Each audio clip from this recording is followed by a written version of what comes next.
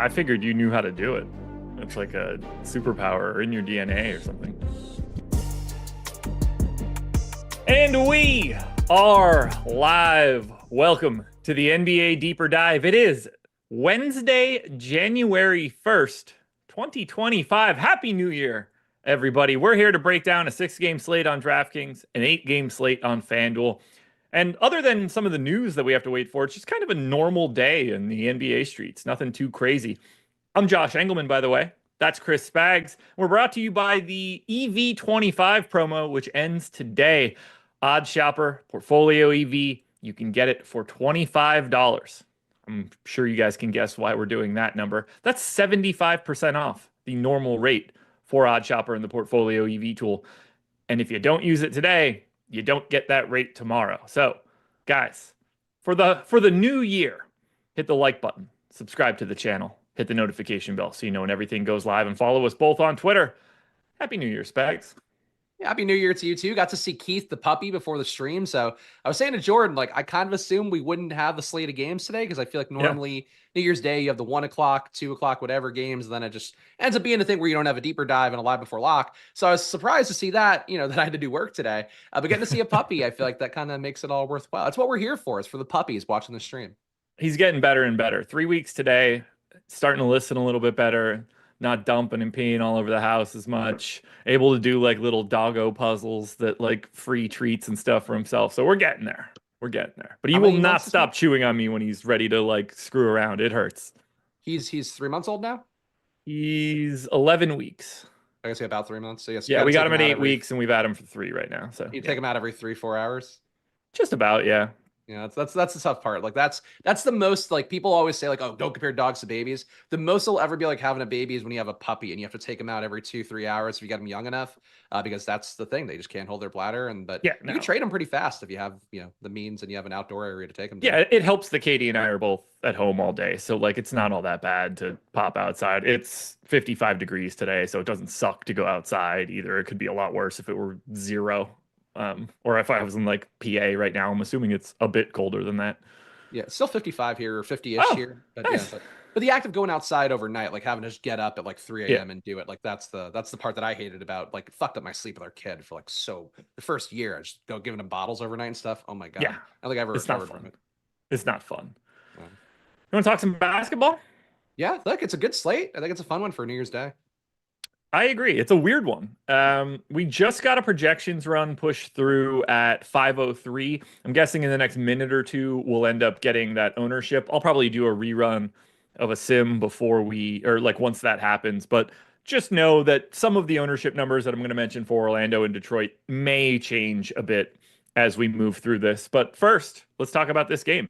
Orlando, 2-point dogs in Detroit, 213 total.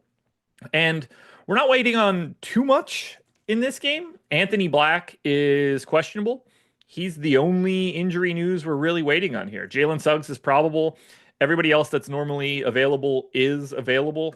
Simone Fontecchio is out for the Pistons side of this one. We're getting around 20% ownership to KCP, around 20 to Tristan da Silva, around 30 for Goga, around 20 for John Isaac, and then scattered amounts of ownership for Suggs, Wendell Carter Jr., Anthony Black. Let's start with the chalk here. How do you feel about a relatively high-owned Goga Bitadze? That feels like a slightly too high number that's going to be a lot less when this ownership refreshes.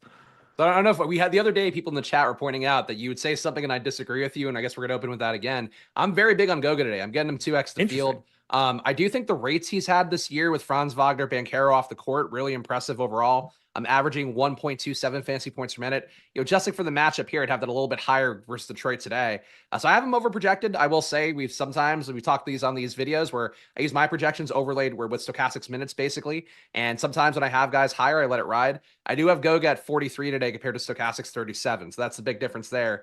But I think he's been a good play. He's honestly dominating the center minutes with no Mo Wagner there. It's less of a three-headed monster with Wendell Carter. So I like Bitadze a lot. The matchup too, Detroit's not as bad as they've been, but still a team, a lot of rebounds to go around, and Goga's been productive. So I hate having a big stand on the first game because you lose that late swap flexibility a little bit. Yeah. But I like Bitadze, I think, relative to chalky ownership.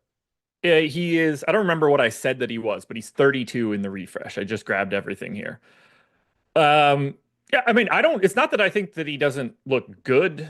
Uh, like the price works for me, the matchup works for me. He grades out pretty well. That just seems extreme given the amount of centers that exist that are like not all that different than him, depending on where we're at in the salary tier. Whether you're paying up for someone like Vooch in the next game, or you're going a little bit lower for like a Joval or Sar in the next one. You've got Bam out there, Eve Misi. I like Cat today quite a bit. I don't hate the stand. If this game were later in the day, I'd like it a bit more. The only part that I don't love is the fact that it's the 7 o'clock start, and you will lose out a little bit of flexibility. But I mean, he's awesome. He's just their starting center, and he's really good. I'm a big Goga guy, so I don't want to disagree too much on that one. What are you doing with the rest of Orlando? Whether that's KCP. Let's handle KCP and Tristan da Silva, two guys that aren't good per minute guys, but are getting 20% ownership. Yeah, so for KCP, Tristan da Silva, I'm low here. Not taking the value on this part. I think Johnny Juzang, I have to check where I consider run the sim one more time. I was getting him as my value play the most, so I think I'm a little bit low naturally on KCP and Tristan da Silva.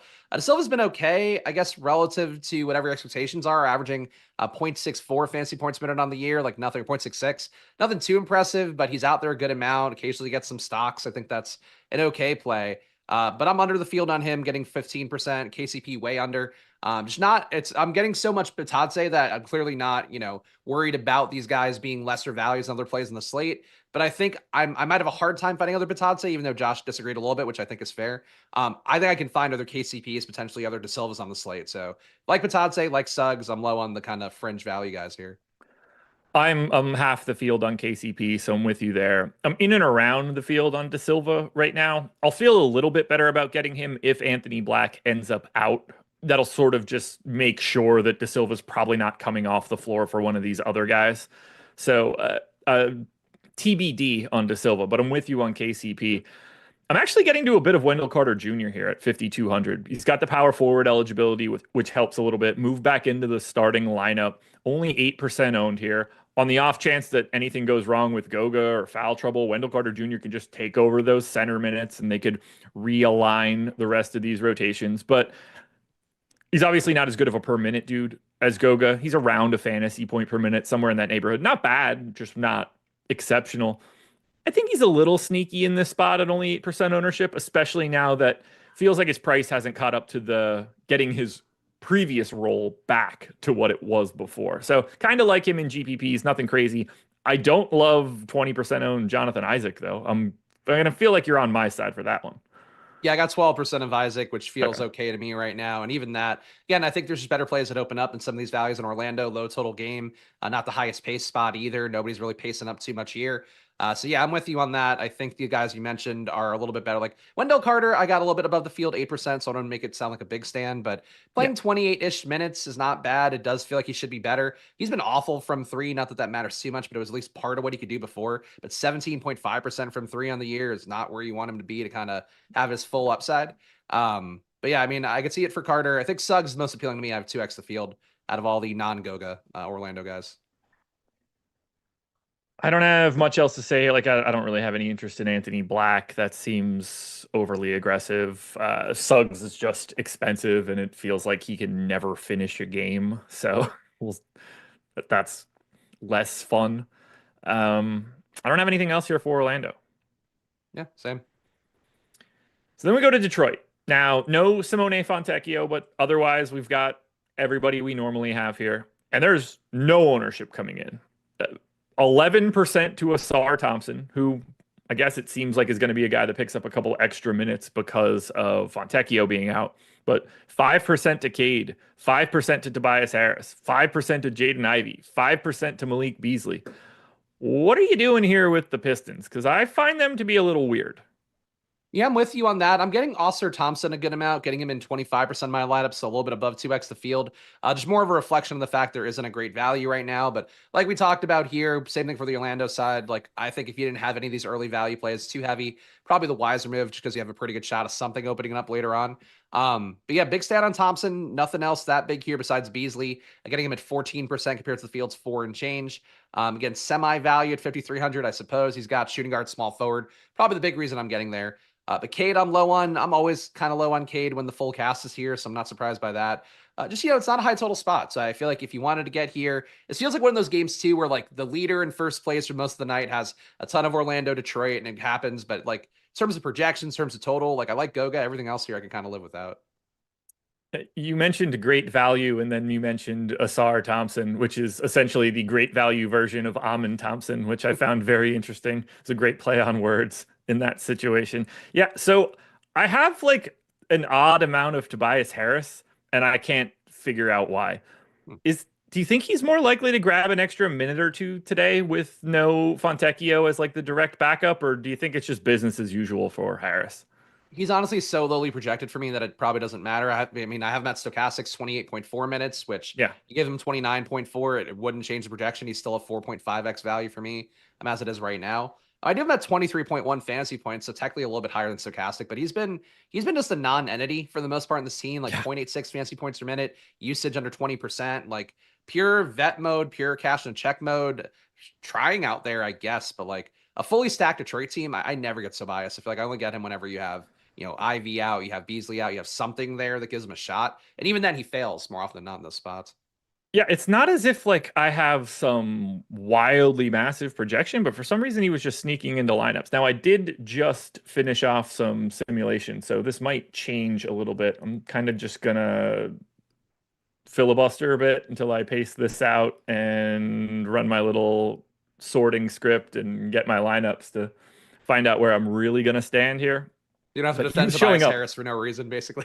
Well, yeah, I'm hoping it goes away because like I'm a little bit more aggressive in projection. Like I have them right at 25 essentially, so like an extra point and a half, but it's causing problems. But I also don't mind getting to a little bit more of this Detroit side if I'm going to have a decent chunk of Orlando. Like it's not like I wouldn't mind getting a little bit of Cade. There's certainly some offense to go around. It's a tough matchup. People are ignoring it largely because of, this being the lowest total on the day. But I'm at least a little interested in getting more of Detroit. I just hate that it's a 7 o'clock start. Let's run this old script and find out what we actually have, and then I'll circle back to it while we're talking about game number 2. And that game number 2 is the big one. 105 pace is what I have here. That's like 7 possessions higher than anything else. 237.5 total is the highest total on today's slate. These are two of the worst, or two of the fastest teams in the league, two not very good defenses. Chicago Bulls, 6-point favorites in Washington here against the Wiz. Zach LaVine is questionable. Ayo Dosunmu is still out. Torrey Craig is out. We're getting around 10% ownership to LaVine, around 15 to White, around 25 to Patrick Williams, around 25 to Lonzo Ball, and around 10 to Josh Giddey. What do you like the most here? Because this time I actually have a guy I really want to talk about.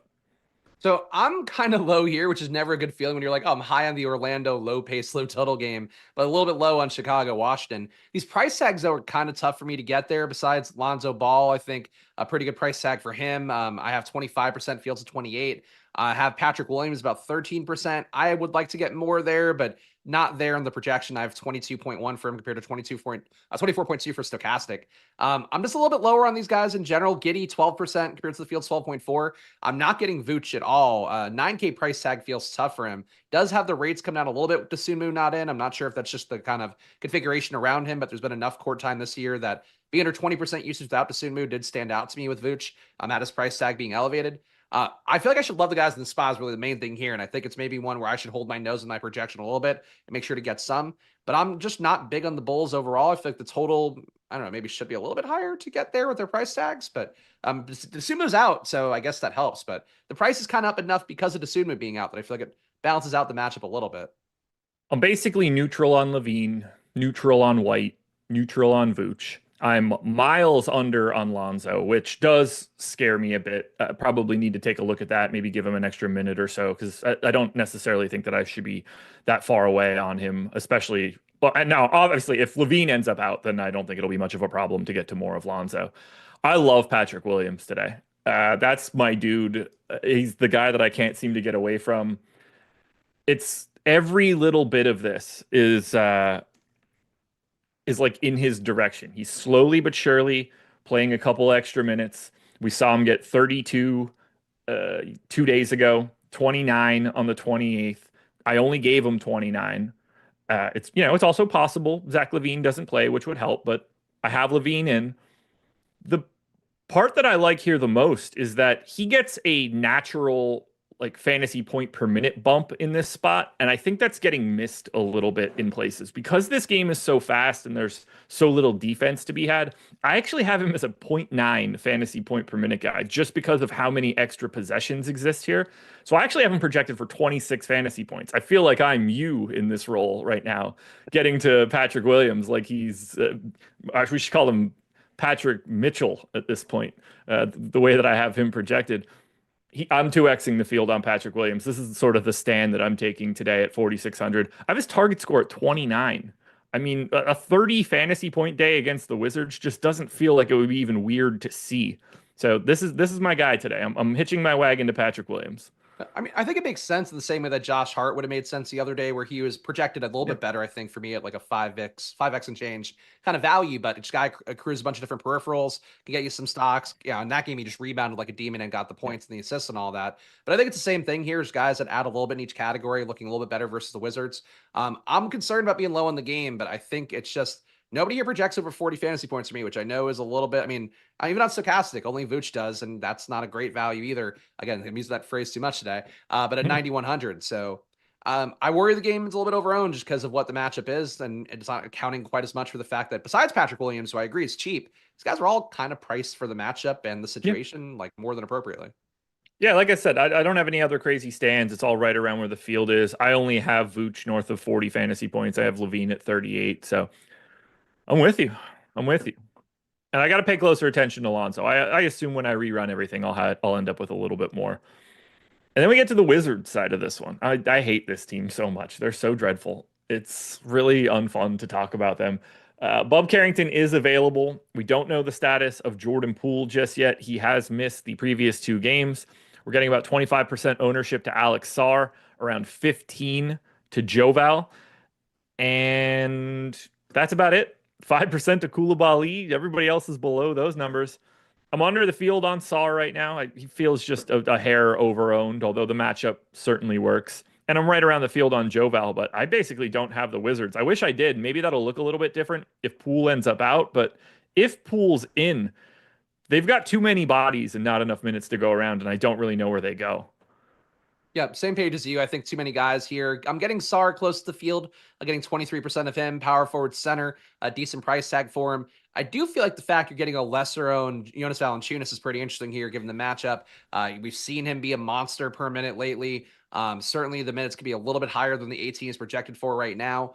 So I think Joe Val, tough to sort of always kind of flock to based upon the kind of raw projection data. His minutes aren't that high. His projection itself isn't that high. But the per minute upside in this kind of spot versus Chicago, I mean, he can just rack up a double-double in 20 minutes flat, and honestly can win you a slate. So when you see this much Sarr ownership, I think trying to get an equal amount of Sarr and Joe Val will be appealing.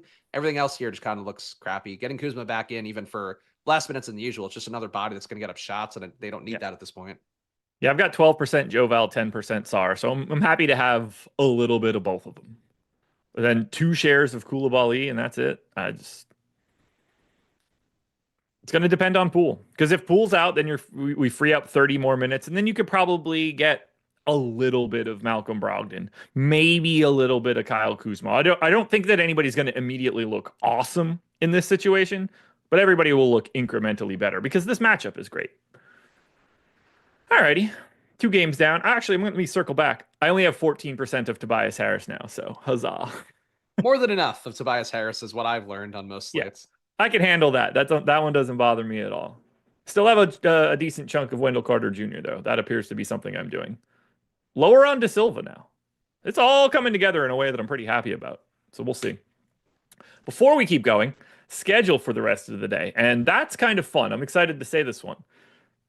NBA Live Before Lock coming up next. You get Greg and Eric from 6 to 7. I would expect some news around like 6:50, 6:55 for the 7:30 start games. There's a lot hanging in the balance still, so you're not going to want to miss that. But There's no football today. It's just a normal old NBA slate, which means Greg and I are going to be on playback at 7 from 7 o'clock to 8 o'clock. We'll be on there until the entire DraftKings slate is done. That's kind of fun. So we'll talk about ownership, late swaps, maybe some of the bets that we have out there for today. We are ringing in the new year with an hour of watching games on playback. That's playback.tv/Stokastic. You can come watch the games. If you have League Pass, you could link your account to playback and just watch along with us. We all see the same stream. If you don't, we have 20 VIP passes that we can hand out so that you can watch along with us. And if we've got news that we're waiting on, that's where you're going to want to be, because we're going to break down whatever we think is about to happen. We're going to be able to let you guys know immediately when these stochastic projections are updated, and we're going to handle our late swaps and let you know where we're going as we're moving through this slate. So come join us on playback. Start the year off right. The New Orleans Pelicans are 8.5-point dogs in Miami, 220 total. Standard issue stuff for the Pels. We are slowly but surely getting closer to somebody coming back, which would be Jose Alvarado. He's doubtful. Jeremiah Robinson-Earl is questionable. Still no Brandon Ingram. Still no Zion Williamson. 15% ownership to Trey Murphy. Basically around, let's just call it 10 to 15 on Murphy, Murray, and McCollum. Apparently you need to have a last name that begins with an M if you want to get any real ownership here. Herb Jones is at 5. Yves Missy's basically at 5. I don't have much of these guys. Couple shares of Murphy, couple shares of McCollum, couple shares of Jones. Nothing crazy. I assume you have 197% of DeJounte Murray today. So DeJounte Murray worked out the other day, though he did not shoot better. I think he still had like 11 points in that game. Put up a triple-double, though. The price tags come up a little bit for it. Still think he looks okay on the slate. Again, not a lot of tremendous values, I think, today. So him being around 5x, being 12% played, I think he's worth 20% ownership on the slate. And again, at some point, I'll do the ad read for him. He's going to shoot better one of these days. It's going to really come together. He's going to put up 60 fantasy points because he shoots so terribly every game that he's due to get better. But still at 46% true shooting on the year. That's got to be at least 50 at some point, which means there's going to be one real hot shooting day. Yeah, like Josh, you know these numbers well. There's going to be one day where he breaks the slate. And like he was pretty close that last game, but like just a good day. But he's going to put up 60, and you're going to need him one of these days coming up. I think the next couple weeks would be my guess. 6. You might want to just start with putting up 50 first before we start throwing out 60. He was just 60. Shy of 50 last game. I think he put up like 48 and change, I think. 48.2 is the target score I have for today. How much of your boy do you have right now? So I got him at 20%, which I think is reasonable. If he's going to be 10% played, I like that. Trey Murphy getting about 23%, so above the field on him as well. Pelicans, I always get a little bit of, and frankly, it worked out well on the last slate they were on. Getting Herb Jones at 20% too, so there are pieces here that are okay. It's just because you don't have Zion out there, don't have Ingram out there, still don't have Alvarado, as Josh mentioned. Like, you don't have a lot of guys still, and the price tags, I think, have leveled out because nobody ever really plays Pelicans, so yeah, the Pelicans to be more interesting than they probably should be given a low total game. And yeah, playing Miami defensively is definitely not what they were back in the day. No, not so much. Not so much. Yeah, I have I'm basically right at the field with CJ, a hair over on Herb, under on Murphy, 0 shares of DeJounte Murray. So got to be honest with you. Hope today is not the day. He's so due. You should put that in your model. It's so due, and then it'll adjust accordingly. Yeah, maybe I'll add that column in the hour between the end of this show and the time I get on the playback. Yeah, I'll ask ChatGPT. Can I add a "this guy's due" column, and how would you handle that multiplier? And that's just going to tell me to throw myself off my house. He can't be this bad forever, right? And then GPT will be like, "Oh, based on my model, we could." I'll end up having to use Grok instead. But either way, like, the Pelicans don't look amazing. They're relatively low owned for the slate. A matchup against Miami is not exactly super fun. I have them losing 2 possessions below their average in this one. So it's starters and nothing else. There's no way you're going to anybody else on the Pelicans unless they're in the starting lineup. Yeah. For Miami, we got a Q tag on Duncan Robinson, which is kind of important. I hate this team so much. I never know who's going to play. These guys move around their minutes in ways that it's impossible to nail these guys down. The last 2 days, Haywood Highsmith has played 38 minutes and 36 minutes. He was available on the 21st. That's 5 games ago. He played 6, then 20, then 27. These guys yo-yo like crazy. But now we got Jimmy Butler back, and we're getting, call it 15% ownership to Hero, 15% ownership to Bam, single digits to everybody else. Only guy that I got is Bam. I have 18%. I don't love it, but I do like the matchup for it. He's just been kind of crummy so far this year, and the price isn't fun. Kind of paying up to be a little bit more contrarian. Do you like anything from Miami? I'm not getting any Bam at all, and I know this has been an issue that we talked about. Yeah. In fact, one day where Josh and I both were like, "Not getting any Bam," and thank God he's awful. You actually had a good day, so Yeah. maybe a decent day to play Bam given that. But I'm low on him. I don't really see him the same way as I did heading into the year, where there's he's going to shoot better and do all that stuff. Usage rims down, fantasy points minute down. I mean, 1.1 is not bad, so you still can get there. But I do like Tyler Hero here. Hero. I mean, frankly, I think acquitting himself well in the post Amen Thompson fallout, at least entertainingly. He's definitely, I think, gravitating towards being the Heat's lead guy. I don't know how Jimmy Butler affects things, because he did say, like, he had some weird quotes about, I'm going to go out there, I'm going to play basketball. That's my job, kind of harkening back to when Pat Riley told him before to shut up and play basketball. So I don't know if that means we get angry Jimmy Butler that just soaks usage away from Hero, just rebounds, everything goes nuts. Or do we get passive Butler where we get Hero able to do his thing? Because he's been really good on the year, I think, in an impressive way. 62% true shooting for Tyler Hero is like kind of nuts with how much he does get usage up. Yeah. So I'm out Hero about 25%. I like that. Everything else here, not that high. And besides the questionable Duncan Robinson, who's an okay value at a shooting guard, I got him at 15%. Yeah, I wouldn't have any problem at all getting to some of that Tyler Hero. I don't have it, but I mean, he's having a hell of a year. I'm 63% true shooting, 41% from three, 26% usage. Like, his offense has really come around. I'm not confident in his ability to pull this kind of stuff off when we get to the playoffs and he can't guard anybody. But offensively, if this is going to be him, it doesn't matter. Then he's not going to, even if he's bad defensively, you can't take this guy off the floor in the playoffs if he's this good up. Like, before it was, he's good, not great, and the defense is a real problem. Those things don't equal out. If he's this guy moving forward, he's going to be out there for a bit, and there's some value to be had there on Hero. I was not a believer. I didn't see this coming, but it's looking good. I like Hero because whenever there were Heat guys out, I feel like he always played pretty well. And you do have Rozier out today, which I think helps a little bit as well, just giving one less body out there, taking some lead kind of ball handler duties away.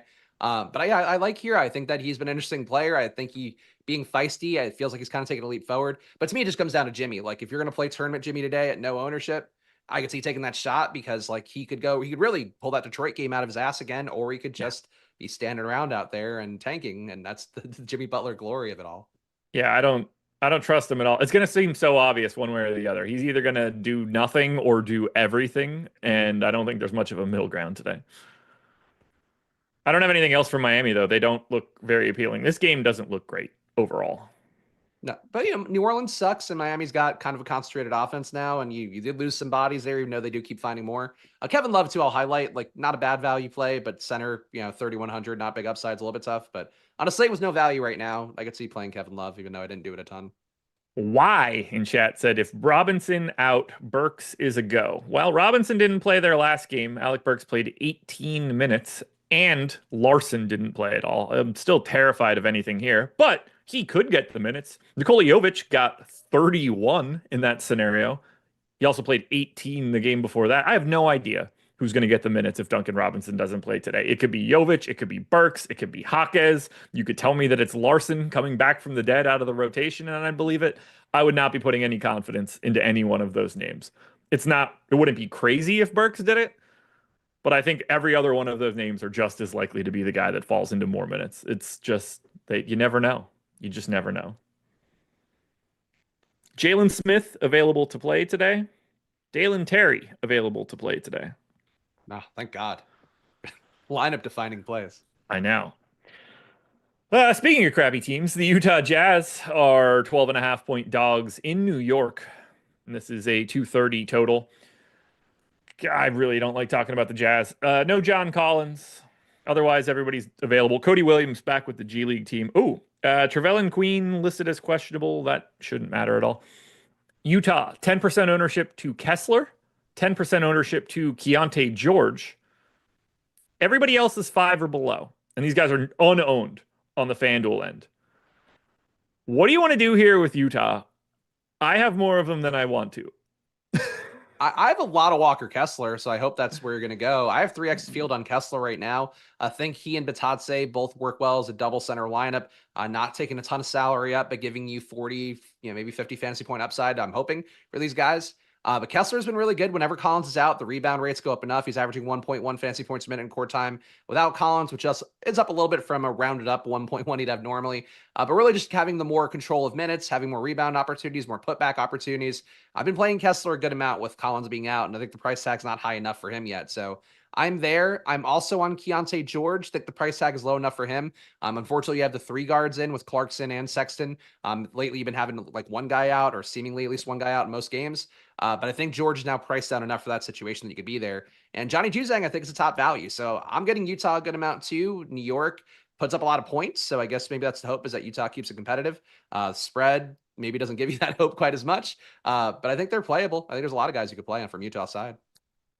I don't have a ton of Kessler, but I am at 14%, so nothing crazy.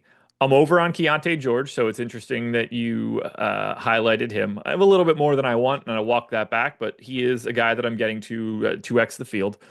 And then it's Juzang for me. He's in 24% of my lineups. I love assuming he starts, shooting guard, small forward, 3,200. I'm very happy to grab that value. So that doesn't bother me in any way. I think he looks like a really nice option, so long as he is the representative in the starting lineup. Anthony Black out for the Orlando Magic today. That'll open a couple extra minutes up here and probably makes Tristan da Silva seem a little bit better. And Suggs too, I think. Maybe getting a few more. If he can stay out there, I mean, it feels like he's always got something. And there goes Trevelyan Queen. That didn't take long. Was that 5 seconds? And Queen only had 1 minute on him anyway, so that doesn't matter too much. Yeah, no, they had a really weird rotation last time out. So yeah, pay attention to Utah though. That starting lineup will be important. We don't totally know what that's going to be for sure. Now the Knicks side.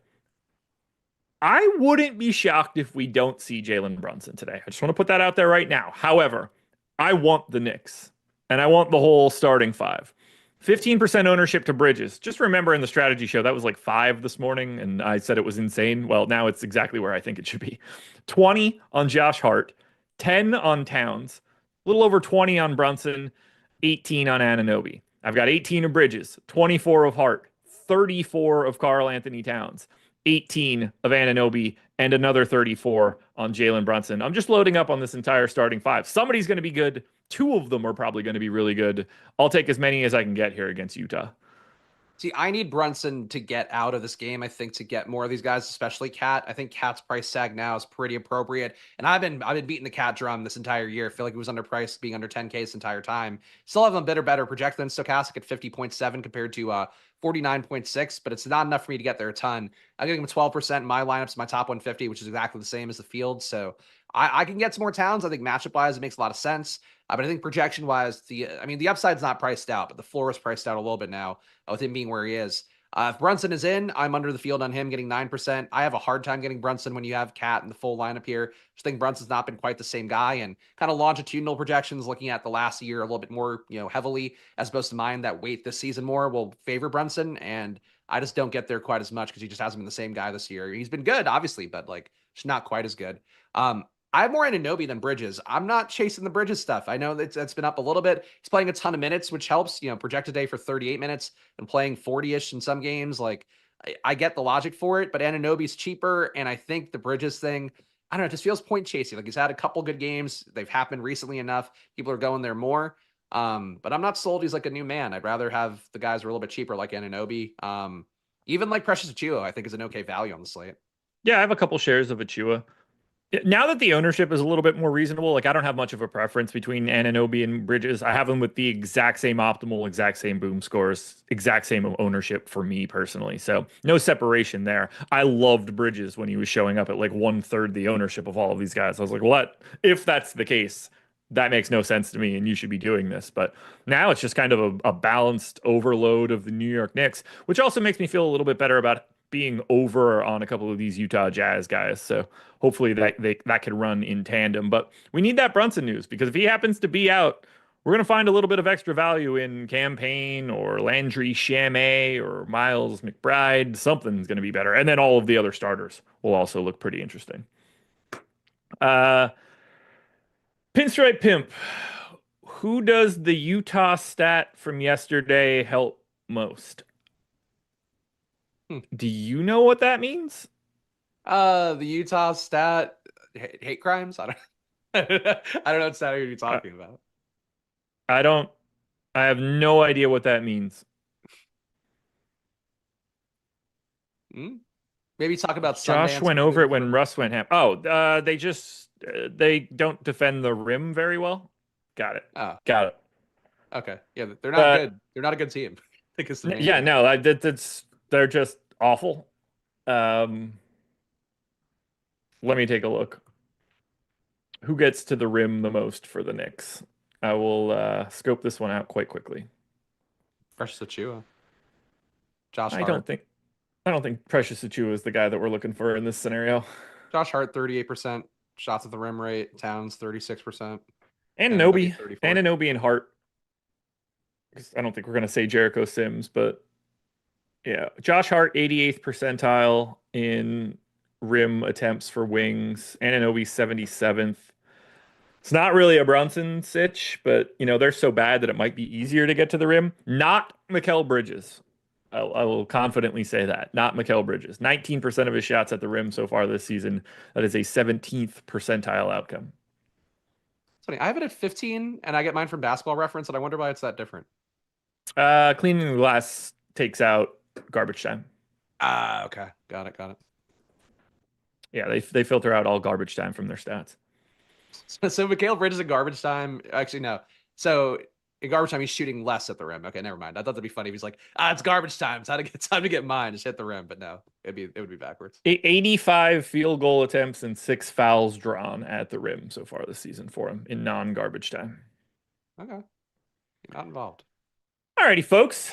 EV25. We talked about it at the start. I'm going to tell you about it again right now. If you guys want to get in at Odd Shopper and use the Portfolio EV tool on sportsbooks or pick'em sites, you should absolutely be doing that by clicking the link in chat or the one in the description of this video. You're getting it for 75% off. We take a market-based approach to beating the books. We've got parlay builders. We show you expected value, expected win rate, bet sizes.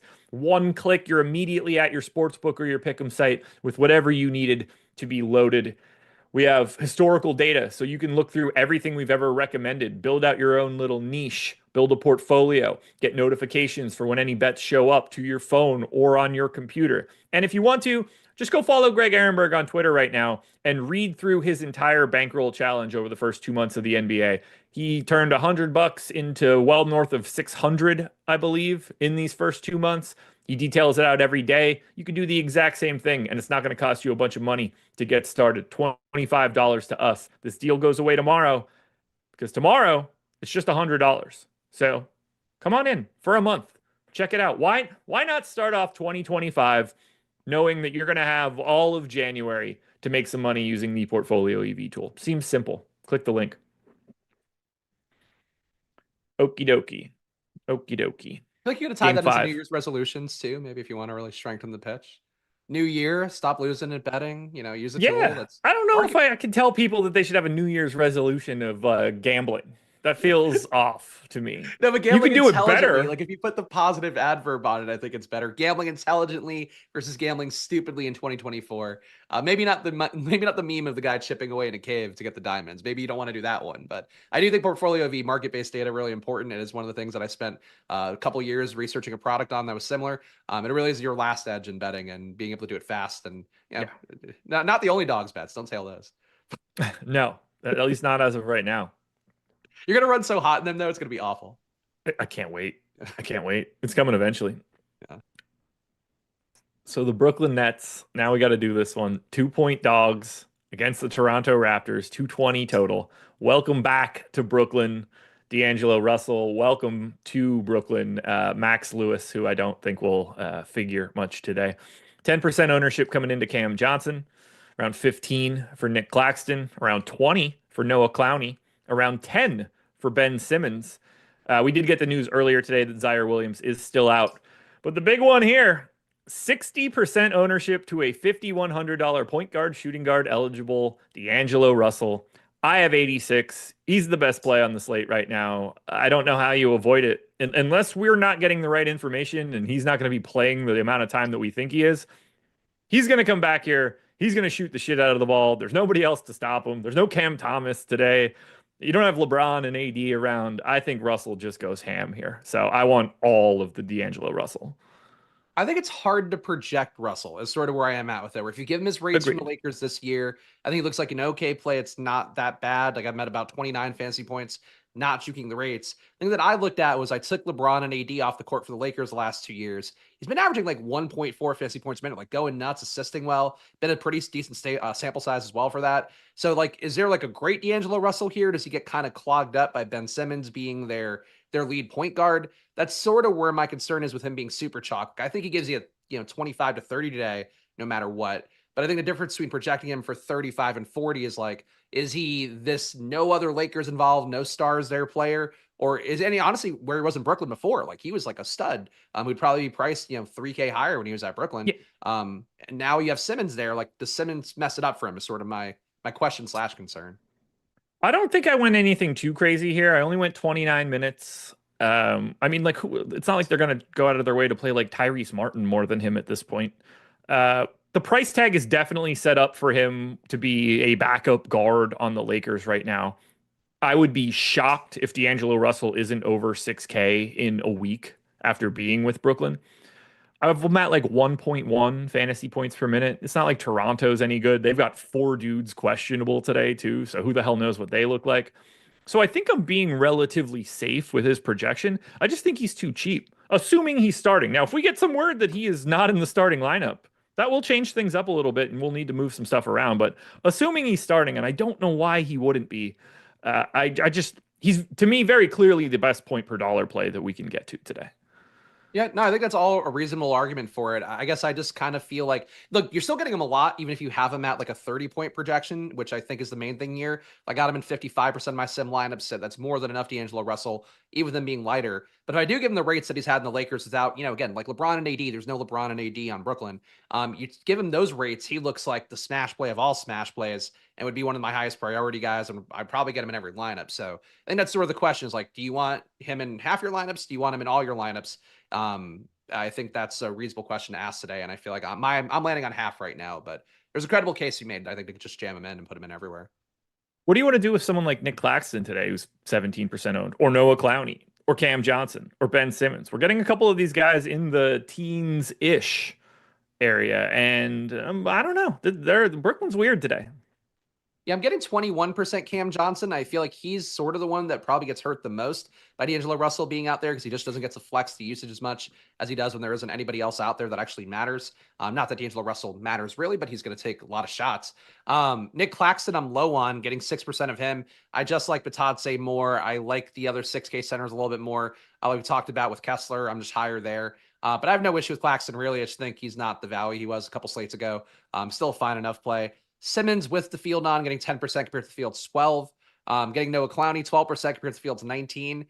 Brooklyn heavily involved for me. It's not the greatest total spot, but as Josh mentioned, Toronto, like what are you worried about with Toronto at this point? Even if they get quickly back, like there's a bunch of guys who just don't play defense together as individuals or a team. Okay, let's see.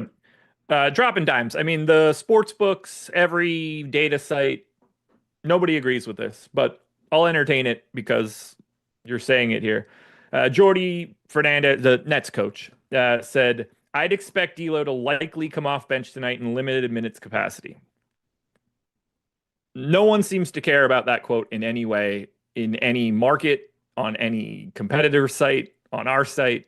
No one's treating that as real. I don't treat it as real. I don't give a shit what coaches say because they lie through their teeth all the time. Now, if he doesn't start, we'll have that news around 7 o'clock. There's 3 games at 7:30, 1 game at 8 o'clock, 2 more on FanDuel if you need it. It's very easy to move this around in late swap. So I'm not sweating it too much. I'm just going to prepare like he's an awesome play. But and I would say too, like if you feel that way, like just keep in mind you could not play him. Like you don't have to. Yeah. Like I mean, just take that information you have then, and if you want to lean that way, go that way. Use as a reason to fade a guy that's going to be played in 3/5 of lineups tonight. Like that's sort of what the DFS thing is. It's all an information game. Most of the information, the market-based information, would say play D'Angelo Russell. Like I vocalized my concerns for it, so I'm not. I don't think it's crazy that he has those, but just make that your edge then if you feel like that strongly about it. You should be betting a shit ton of money if you believe that that quote is real today, because it is not supported in the betting markets right now. That's for sure. I'm fascinated by Ben Simmons today. Emmanuel quickly will play, by the way. 6K Simmons, point guard only, 12% owned. Is he still going to be playing 29 or 30 minutes? Because if he is, he's under-owned. He's got 29 minutes in the Stokastic projections today. I don't know what else he'd be losing minutes to here, because especially if we're saying that Russell's minutes aren't secured and he's playing 30 anyway in the projection set. But I think the issue with Simmons is really just losing any sort of lead ball handler time, losing any assist upside would be a little bit scary for him, because that's sort of what he's getting there on. It's not him getting his own shot up, with him being at under a 15% usage rate on the year. I got Simmons at 10%. I'm basically flat with the field on him, so I don't mind him, but definitely not a priority play for me like some other guys. And like Russell would be, even if I don't like him, like he's a priority. A couple weird comments in chat, like he's a bench warmer. He's going to need a few games. Guys, he's going to the Nets. Like, they're not RJ Barrett out. They're not trying to like make a good team here. He's just going to, honestly, it's in their best interest to showcase him and flip him again, assuming they don't want to keep him. But yeah, we got to remember, this is not the same thing as trying to play alongside LeBron James and Anthony Davis. Now you're playing alongside Jalen Wilson and Noah Clowney. It's just very different game environment than what he had to do in LA. I'm not in any way concerned with like working him into the Nets system. There is no different coaching staff too. Like, I think part of the reason they brought him back was like he was a pretty good guy in Brooklyn and like did his thing. Like, he was the team's star for, as much as he can be a star. So like, I think you're coming in expecting him to have a little bit of, rolling out the red carpet to some extent. Yeah, just in sports, we don't agree often, but people don't realize the Nets want to lose. They'll play D'Lo 34 minutes a night in due time. Yeah, right. This is he's a tank commander. Him and Cam Thomas are just going to be heaving garbage soon. They're like the worst version of Lillard and McCollum, just shot after shot, no It's defense, bad. too much entitlement of how good the shots are. Oh, it's awful. So quickly on a minutes limit, Barrett out, Dick in, Walter available. We're going to have to get a new run of everything here. They were projected for no ownership. I didn't have anything for Toronto. I don't anticipate getting to too much here, although RJ Barrett could open some things up a little bit, but I'm just going to save this one for live before lock unless you have any immediate thoughts. Now, brutal price tag for Barnes. Like, I think even with Barrett out and with Quickly being back in too, I don't know how you're going to really play Barnes confidently. But yeah, I mean, losing Barrett's a pretty big deal. Barrett's been one of my favorite players. Like, he's still the shitty version of AJ DeBonsa. Like, that's what I see now whenever I look at the prospect coming up, who's going to be going to BYU next year. But Barrett's been the best Barrett, I thought, compared to anything I would have thought was possible for him. So kudos to him. So live before lock, we'll be able to hit you guys with the new updated information and everything here. There's just not much that we can say. I had essentially nothing of those guys. 2 shares of Pirtle and 1 share of Scotty Barnes, but it'll look a little bit different. Dallas and Houston is the final game on the DraftKings slate. We have no Luka Doncic. We have a Q tag on Derek Lively. The Mavs are 5-point dogs in Houston. Houston is going to be without Amin Thompson for 2 games. And we're still waiting on this perpetual Q tag for Tari Eason. Not really any ownership coming into Dallas. Terrible spot against this Houston defense. Around 15% ownership to Kyrie. Around 15% ownership to Derek Lively. They're the only 2 guys that I got, and I'm under the field on both. I really just don't have much of Dallas here. Yeah, I've about 7% Gafford, which is okay. Obviously, it would look a little bit better if Lively were out, but for right now, really nothing looks that good to me. We've talked enough about Kyrie. The rates just don't take a big enough jump up with Luka off the court. I missed the days when Kyrie was out a couple of days ago, where Dinwiddie and PJ Washington were 2 of the best plays on the slate, and I had them everywhere. It's not today. These guys are now appropriately priced. You're actually seeing a little bit of an increase for a lot of these guys for having that big day without Kyrie. So just nothing to go to here. And Dinwiddie's hilariously priced. You can't play Dinwiddie in a million years at 6,800 with Kyrie in. No, you cannot. Jalen Brunson, game time decision. So absolutely no update. Although people will tell us that is an update, even though it's not. Do you want to do anything if Lively's out? Do you think you're getting a $5,400 Gafford? Yeah, I would get Gafford more. I think I'm already getting him a little bit as it is. He would project better, getting a few more minutes tacked on compared to the 22-minute projection he has right now. So Gafford, I wouldn't say priority, but he would look a little bit better. Still would probably have Kessler and Goga Bitadze a little bit higher, relative to my overall ownership shares. And then on the Houston side, basically 15% ownership to Van Vliet, 15% ownership to Jalen Green, 15% ownership to Dylan Brooks, 15% ownership to Alperen Şengün, and essentially no ownership to Jabari Smith, like always, which never makes any sense to me because those minutes are there. And they could be there even more since they are replacing another 30-minute-a-game guy. If Eason is out, I think we could look at Cam Whitmore a little bit at small forward, power forward. He's not going to be owned at all until we get that kind of news. I've got 30% of Jalen Green. I hate it. I've got around the field on Van Vliet, around the field on Şengün, and I'm under on Dylan Brooks. Those other three items I'm fine with, but that feels like a slightly too much Jalen Green.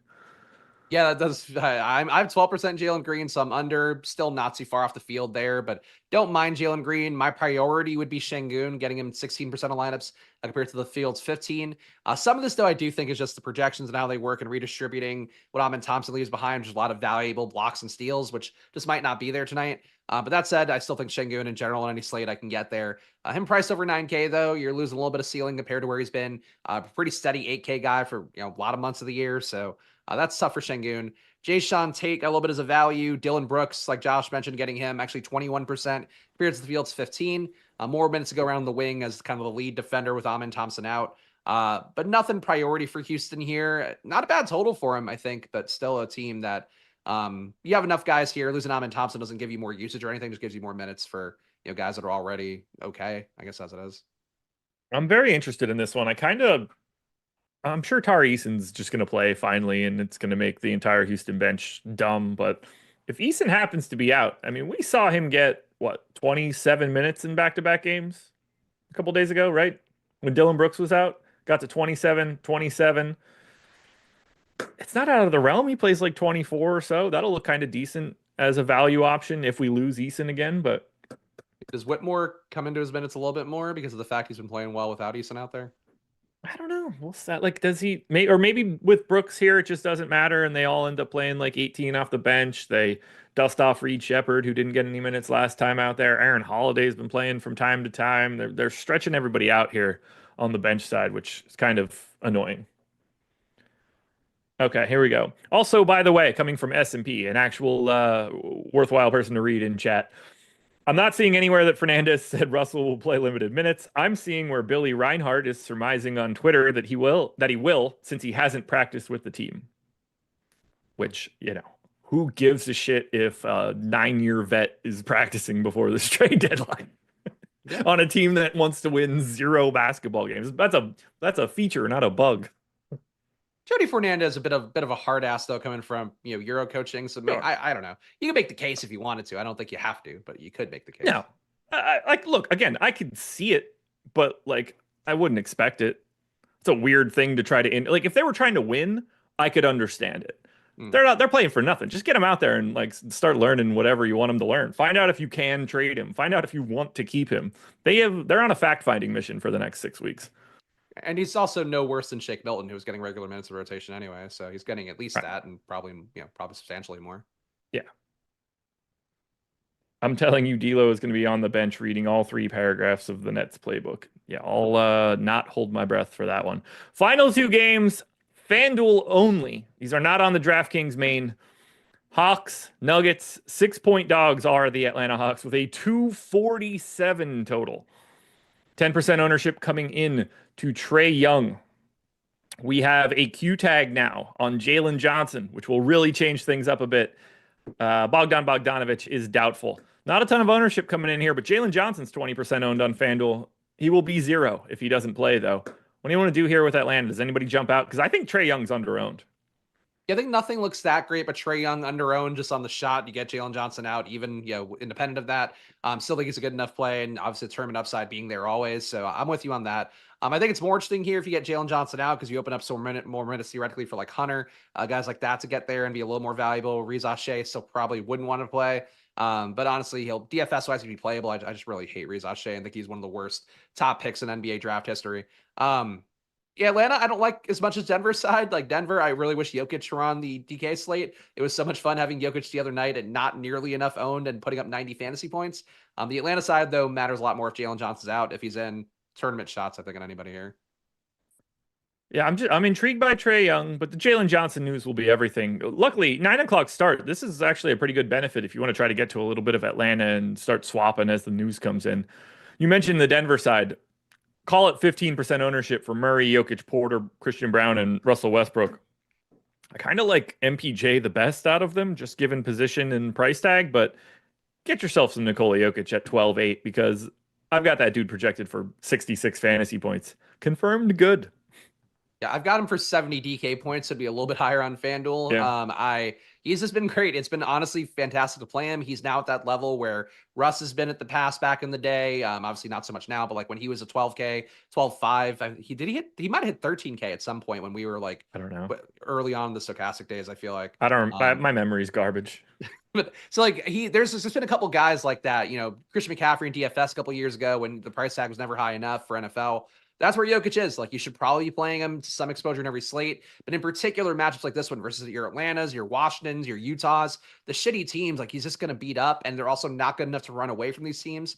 Even this one here, only a 6-point spread, but still enough there for, Denver, a competitive game you'd expect.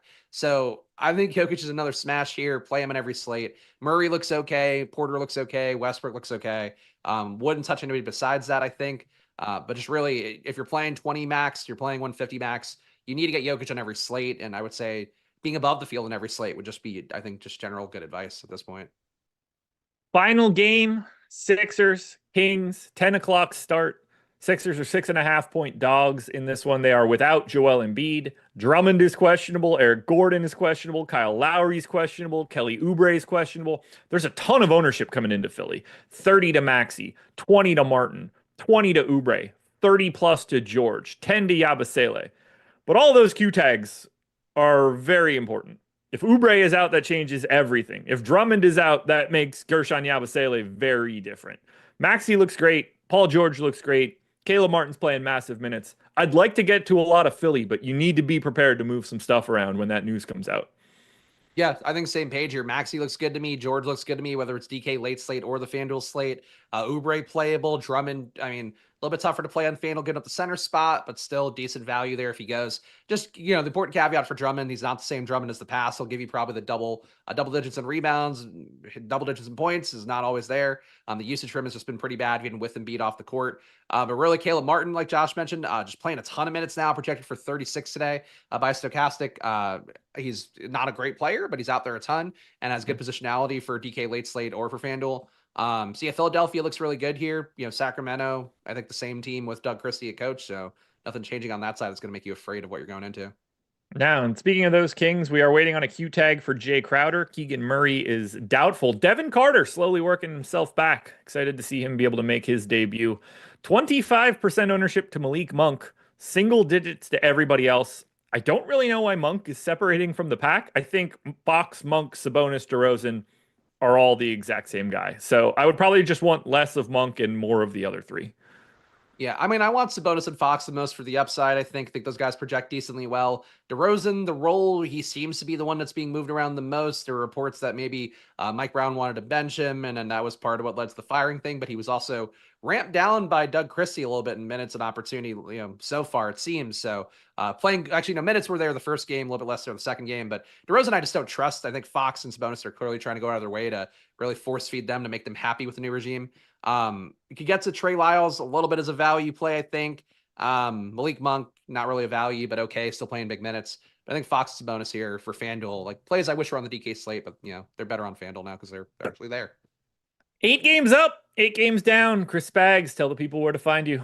You can follow me on Twitter at Chris Spags. I retweet everything I'm doing. And check out at Splash Play NBA. Didn't do a video today because I wasn't prepared to do one, but I'm going to do one tomorrow and Friday, Monday to Friday at 4 p.m. right before this stream starts. I'm over there doing similar looks at my projections, sim stuff, prop markets, all that. So check it out. And Happy New Year, guys. Great New Year. Happy New Year, everybody. NBA Live Before Lock coming up next. Stick around for an hour. Hit that like button if you haven't done it yet. I'll see you guys on playback in an hour. But good luck, everybody. See you later.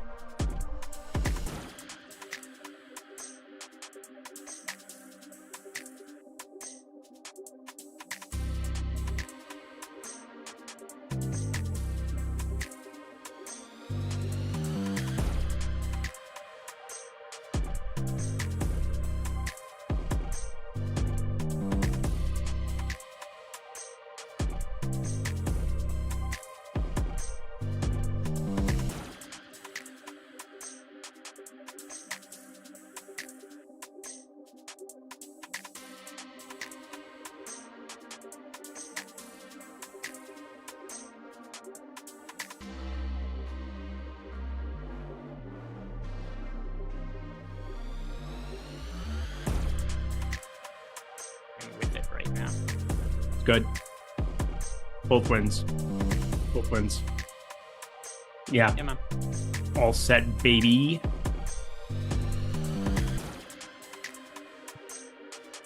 You my man. You're my man, Royal Yacht. What is happening, everybody? Welcome to the first NBA Live Before Lock of 2025. Happy New Year. Hope you guys all had some fun last night. And listen, if you're here, you survived, you were responsible enough to make it to the next day, the next year. So good on you for that. As for today, Eric and I are going to be breaking you guys down the first slate of the season and anything that changes in terms of player news, our ownership, our projections, all of those things. So do us a favor while you're watching, like the video, subscribe to the YouTube channel. And also, if you're looking to be placing some good bets in the new year, 2025, I think one of the best things you could do for yourself is sign up for Portfolio EV because it's only $25, 75% off. And that deal is going to be expiring tonight. You guys have got, what is it, about 5.5 hours, well, a little under 6 hours it is, until this deal is going to expire. And really, really good offer to help start the new year, get people betting in the right way with our Portfolio EV tool. So if you guys are looking to make some money, sports betting, sign up, link down below in the YouTube description box, promo code EV25 to get access for $25. Eric, Happy New Year. Happy New Year, my dude. How was time with your folks yesterday? So they just walked into my house. I heard them walk in. They were in Boston last night. I was with my brother last night. Got it. Okay. Yeah. You were getting the food. Yeah. Played some cards. We watched Jim Gaffigan's new special, which was nice. It was fine. I didn't love it. Yeah. Didn't hate it either. But it was good. Hung out, had a good time. And then tonight will be more of the New Year's celebration around here. So that's the plan for tonight. Going to still be doing the playback show after this for at least a little bit, but I might hop off a little early and have Josh carry it so I can hang out with my family. But other than that, how about yourself? I've got about a dozen people over watching the Ducks get absolutely clobbered right now. So that's cool. Got back from Arizona pretty early this morning, and yeah, I'm ready to dive into this slate, ready to rock. It's good to be back in the home base, and hope everybody had a happy, safe New Year's. I know there's a lot of freaky stuff going on in the world. We'll be watching football today, watching football tomorrow. Hug your loved ones. That is all. So what's your connection to the Oregon Ducks? Wife and wife's sister, both Oregon. So whole family's Oregon fans. And then they have Oregon fans in LA and everywhere else. So everybody flocked here for the Rose Bowl game. We were going to go to the tailgate and go to the game, but we were in Arizona yesterday. Ironically enough, almost went to the Penn State Boise State game. Very glad we didn't after the fact, but I'm going to be going back and forth to Scottsdale a lot over the course of the next couple months. So it'll be just fine. Going to see a lot of basketball in Phoenix, see a lot of basketball in LA. It's going to be good times. So very different than my house because my sister went to... Oh my God, they just scored again? I was about to say, my sister went to Ohio State, graduated last year. Yeah, so. This is just murder. Yeah, so in my house, everybody's rooting for Ohio State today because my sister gets very upset if they lose and she cries and it's a big deal. So for my purposes, I hope Ohio State ends up winning. But basketball show to talk about tonight. We did get a little bit of news that came in shortly before the show started. We do have no RJ Barrett tonight for the Toronto Raptors. So that is something that's going to matter a little bit. Quickly, he is playing today, but he's going to be on minutes restriction. Bunch of players still questionable. Jalen Brunson's questionable. Jalen Johnson is questionable. Jordan Poole is questionable. Kelly Oubre is questionable. Derek Lively is questionable. Drummond's questionable. Duncan Robinson's questionable. Tari Eason is questionable. Jordan Poole just ruled available to play. So screw that. He's going to be in now. I want to ask you, though, first, Eric, with the RJ Barrett news, him being out, but quickly being back and playing limited minutes, what does this make stand out to you, if anything, from the Toronto Raptors? Not a ton. I mean, it's just one of those weird spots. Again, RJ Barrett being out, Bruce Brown being out. You get Emmanuel quickly back. I mean, I don't know what those minutes look like. I was thinking we would get like an attached minutes limit that comes along with it, but they just said limited minutes, right? Like we don't have an actual number. So I had him in for 28 minutes. I don't know what you had, but I don't really think there's anything on the Toronto side that I'm going to play, period, now. So as far as quickly goes, considering he's $6,900, he would have to play a pretty substantial amount of minutes for us to want to consider him. And it's just very unlikely to me that he's going to get those minutes. Same. Yeah, and that's what it comes down to. Like, I think he would be the most interesting one out of everybody. I mean, even Jakob Poeltl maybe to a certain extent, but like a 10-1 Scotty Barnes is just hilarious with everybody starting to come back. RJ Barrett, 9,300 today. He's obviously out, so we don't have to think about that. Bruce Brown being back. This is a team that's just getting healthier. And then you got a guy like Kelly Olynyk who comes off the bench and can just do fantasy stuff and kind of steal from everybody. I doubt I get to like one Toronto Raptor, and it's not that Brooklyn's good on the other side, but they don't exactly bring pace to the table. So it's very hard for me to look at anything on Toronto and click on it. I do see we have a super chat here from Pinstripe Pimp 517. Wow. He wants to know, who does the Utah stat from yesterday help most? I don't know exactly. Jordan, what do you know what this is in reference to? What does the Utah stat from yesterday help most?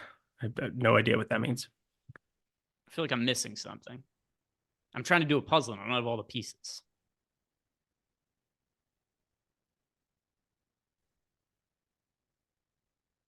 Oh, okay. People in chat saying it was answered. So, all right. Okay, cool. Josh and Spags took care of whatever that was. So other people understood what it meant to be. Now I'm just kind of curious what it was, what the Utah stat is. So never mind. We don't have any questions to answer on that front. I want to know, of the players who are questionable right now, and Jordan Poole now taken out of the mix, he's been upgraded to in Eric. Who is the player that's questionable that is most likely to impact your lineups? There's two, I would say. Basically, Jalen Brunson got to be the most important out of everybody. And then, I mean, let's just make it Jalen Brunson. I mean, Jalen Brunson's by far the most important now. I feel like Brunson has a different ailment that pops up every 3 games or something that has him listed as questionable. He keeps playing through these, though. Eventually, he's probably going to sit. I keep thinking, though, because of how often he's popping up, he's more likely to play than he is to sit. Maybe this is the one that he ends up sitting down. But with that said, it is going to be a game that locks fairly in the early going. 7:30 p.m. Eastern time is the lock for that game. Jalen Johnson's going to be one for myself as well that I want to keep it on. He's doing so much for the Atlanta Hawks. So if we do end up getting a scenario here where, actually, never mind, because that game it's on the FanDuel slate, so I don't know what you're talking about. That's why I stopped talking, was like the fact that it's on FanDuel and I'm not playing FanDuel. But yeah, I'm very much. It is on the FanDuel slate, so It depends. I'm looking at lineups that I've built out for both sites. Mm-hmm. So at least for the FanDuel side of things, Jalen Johnson, if he was to be ruled out, that would alter a lot of the situation for the Atlanta Hawks. But yeah, fair enough that it's only on the FanDuel slate, not the DraftKings slate. For DK, it's just pretty clearly going to be the Brunson. Yep, that's all we're waiting on now, basically. We're going to have Jeremiah Robinson Earl news, Duncan Robinson news. Let me know if those two things really send you into a tailspin. Although, I guess Duncan Robinson being out with Terry Rozier and Josh Richardson both out as well, at least puts like Jaime Jaquez into the conversation. And I know he's a hot button subject because he either absolutely smashes his chalk or absolutely decimates your lineup as chalk. There hasn't been a whole lot of middle ground, but he's 5K now. Still think there's like a crazy minutes upside. I don't think they really want to dust off that much Alec Burks, but he did play 18 minutes on the 29th after some of that weirdness. So I got to at least have him on the radar, I suppose, for this slate. But it's Jimmy Butler being back. It's a lot of weird stuff with the Miami team. Again, the Shams thing, as far as Jimmy Butler potentially being traded, and then his agent coming out and just slamming everything about that report, and then Pat Riley having to say that he's going to get, like, there's no way that they're going to trade him. I mean, everybody's tradable at a certain price, and there's maybe like 3 untradeable assets in the entire NBA: Jokic, Wembanyama, and maybe Doncic. But like, even then, like, LeBron's being talked about as being traded. So it's like a weird amount of stuff going on in Miami. Tyler Hero's at least up at a price where I don't have to think about it now with Jimmy Butler being back. But as far as news that we're waiting on, it is Jalen Brunson and like nothing else that really stands out. Did you see the interview that Jimmy Butler did? Was it 2 days ago, where he was asked to clarify, do you want to be traded? And his response was, it doesn't matter what I want. Oh, that's not positive. I mean, he said it doesn't. He said it doesn't matter what I want, but that he's planning on playing today. That was what he had said a couple days ago. What a cluster F going on there in Miami. So the other thing that we really should be discussing here, as well as we wait for more news to break, the player projected for the most ownership. There's one massive piece of chalk today. We have a player in D'Angelo Russell, formerly of the Nets, now back on the Nets. And considering that they are shorthanded as is, and then also that they shipped away Shake Milton, they shipped away Dorian Finney-Smith in the trade with the Lakers, D'Angelo Russell, who I don't know what you're expecting for his role to be today, but it's a talking point we're going to have to bring up because he is by far the most popular player on the slate. He's pulling nearly double the ownership of anybody else. Let's see if we had a fresh ownership update here. I have 100%. I will have 100%. I'm playing 45 lineups, so I'm going to have 100%. Like, there's no reason not to have 100% in my eyes. It's a fantastic matchup going up against Toronto. They are egregious at the old defense. D'Angelo Russell is going to have all of the usage in all of the land. You don't go and get a D'Lo back on this team, assuming he's in the starting lineup, which I think we all assume. Brooklyn, I don't even really care the other pieces around him. He's going to get the priority. This is going to be way more minutes than he was playing in LA. We've got him like nearly 70% optimal. I'm going to play him 100%. He's 58% owned on DraftKings. And this is also where we do have to talk a little bit about both sites, because he's only 7% owned on FanDuel, a $6,100 price tag. And I think the field is missing out on him on FanDuel. So it's kind of weird. Like DraftKings, we could talk about what if his minutes aren't there because it's his first game with a new team. Like, will that maybe make it so that he only plays like mid-20s minutes or something like that? I tend to think the answer is no, and he'll be full go today. But if you look at him over on FanDuel, it's crazy to me that, obviously $1,000 makes a big difference in NBA pricing, but I don't think it should be the difference between him being 60% owned or 5% owned. So I think the field is missing on D'Lo on FanDuel. It's just really curious to me that he's so low owned on FanDuel compared to him being so popular on DraftKings. Yep, 100% agreed. No question. No question. Yeah, so we will see what ends up happening there. What is your expectation for minutes for D'Lo? Put him in for 33.5. I don't think he plays that much. I do. I disagree with you.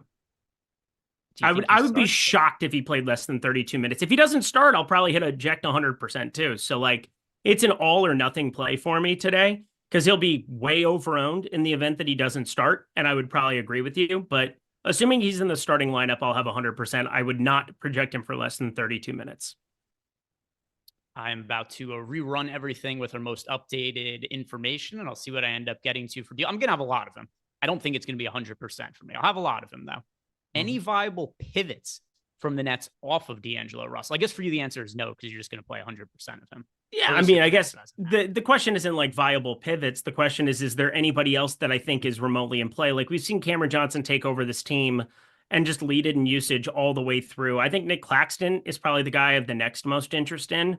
6,200 center only. You kind of know the bit by now. I assume Noah Clowney gets the start. I think sub 5K, he's a decent enough piece of value. Keon Johnson's gotten up to a place where 5K, not all that interested, but like D'Lo, if you just put in Dennis Schroeder's numbers before he got traded and you just kind of plug in everything for D'Lo here, D'Lo's going to look unbelievable. I mean, we were playing like a mid 6K, 7K Dennis Schroeder, and D'Angelo Russell, for all intents and purposes, should have higher usage than what than what Dennis Schroeder did in these same circumstances. I mean, Ben Simmons is not exactly going to be shot first. So yeah, Cameron Johnson, 7,600, probably the guy that, I mean, is almost like borderline unplayable for me with D'Lo there now, but I like Claxton a little bit. I like Simmons a very small amount, and then Noah Clowney, probably my second most interested behind Russell. Let's see what it is that we have for questions. I saw there was some super chats. Now let's also see if there was any questions that came into Discord. And yes, we've got one right here from Sniffs1234 wants to know, how many minutes do we think that Whitmore plays if Tari Eason is out today? And I don't know about you. I'm a little concerned about Tari Eason because we've had basically no updates on him other than he's questionable for, I don't know, 3 weeks now or something like that. He's questionable every game, then just gets ruled out right up against lock. Last game, they didn't even officially rule him out. He was just in street clothes and then just wasn't playing. So it was really hard to make any kind of adjustments for it. But how many minutes do you think Cam Whitmore plays tonight if Eason doesn't go? Enough where he'd be the nuke of the night. I mean, without Amin Thompson there, Cam Whitmore could end up being just the absolute stone cold nuts of this slate. I don't think there's any other way of looking at it. They've proven they don't really want to dust off Aaron Holiday, Jeff Green to any sort of real amount. Reed Shepherd still would be distant. It would be basically the Cam Whitmore show. We saw him at the G League just go destruction mode. He's always had crazy usage. He's always been a good fantasy producer when he's gotten run in the NBA going back to last year. I mean, Cam Whitmore just looks awesome on this slate. Are you getting to him if Tari Eason plays? Yes, I'm still going to play him. He's 4K. Like, I'm still going to take shots on him. We only saw 12 minutes the last two, but I repeat, no Amin Thompson. Amin Thompson decided to play tackle football last time out, so I'm pretty confident in like Jayshawn Tate being a pretty big beneficiary, but I think even more so just what he does coming off the bench. I mean, Cam Whitmore, you put him in for like 18, 20 minutes, you're already getting to him. You get like 22, 24 minutes. He's the stone cold nuts of this slate. By the way, that really interesting technique on the takedown by Amin Thompson there, because very cleverly put his foot right behind Tyler Hero, so was able to off balance him and trip him. I was like, oh, it was like a real legit judo throw. And that is why he is not going to be playing for the next couple. I will say, I'm not on any of the production meetings, if you will, for anything. But I mean, the Houston team is definitely the one that I had the most issue with, like going through some of the minutes projections today. Like, we have Cam Whitmore in for 13 minutes, and we have Tari Eason in if he plays for only 18 minutes.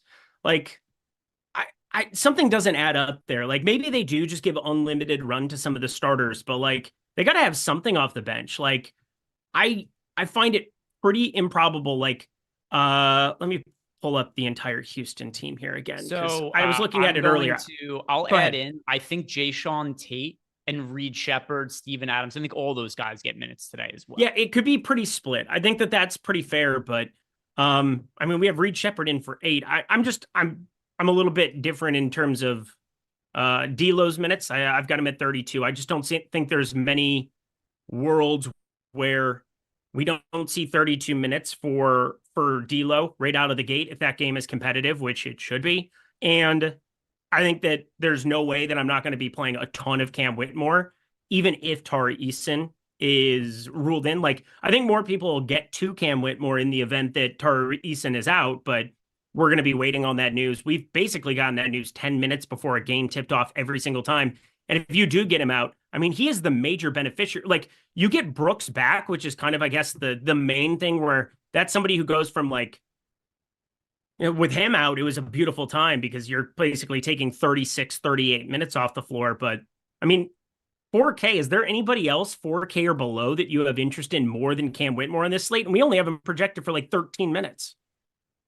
I I have a little bit of interest in Lonzo Ball. He's also quite popular, but Lonzo Ball, I have a little bit of interest in. Okay. His minutes uptick a little bit. He's $3,800. He's still a viable fantasy producer. With that said, I'm underweight to the field on him because he's projected for about 30% ownership, but I have 20% of him. So we're talking about guys sub 4K. He's somebody I have some interest in. Beyond that, though, not really. I've got a couple of Azur Thompson lineups. For the most part, though, my lineups are being built in the mid-range where, I have some Jonathan Isaac exposure as well, 3,600. I have some Miles McBride at 4K, but I mean, obviously that could go away really quickly. I just wanted to build it in ahead of time. So, I mean, 4K and below, those are the guys that I have the absolute most of, and it's not even remotely closed. So I mean, if Tari Eason's out, then Cam Whitmore looks more interesting to me. If Jalen Brunson's out, McBride's probably the player I have the most exposure to on the entire slate. Agreed. So well, him and D'Lo, I just probably full send. Like, and I kind of have my pivots elsewhere. So yeah, I feel pretty good about D'Lo being all in. I feel pretty good about Miles McBride all in the event that you get who out. I'd also probably be playing a ton of campaign, which is also disturbing. But I mean, I'd just be getting to as much of like Cat as I could, as much, Cade Cunningham as I could. I'd be getting to like all the expensive dudes that I humanly possibly could. Şengün, Kyrie. I just kind of like fill those three guys in: D'Lo, Miles McBride, campaign, and I would figure out the rest. Yeah, I really want to get more information. Did you see Jody Fernandez's quotes on D'Angelo Russell, by the way? No. He said that he's anticipating playing Russell, at least for his first game, lighter minutes and bringing him off the bench. But we'll see if he starts despite those comments. It means something totally. But that's the hesitation I have, is that he said, this is from the coach, but coaches, dirty, filthy liars. They do nothing but tell us inaccuracies. But that is something that he said to the media, is that he's planning on bringing D'Lo off the bench and playing him limited minutes tonight. Josh just mentioned, said that they weren't his quotes. Whose quotes were they then? Yeah, I didn't see that. So I only pull up my beat writer thread thing on X. I saw a beat reporter say that was what Jody Fernandez said. I'm pulling it up here.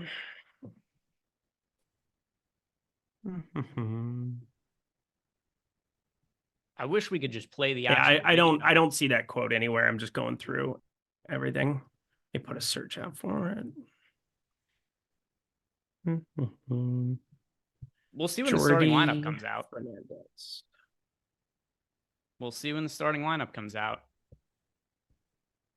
Yeah, people in the chat saying the quote is him, but the conjecture is not starting. Okay, so we'll see. Got it. We'll see. It's just I run everything through the Sims, and he does show up in all of my lineups, and I don't want him to be in all of my lineups. Oh, I want him to be in every single one right now.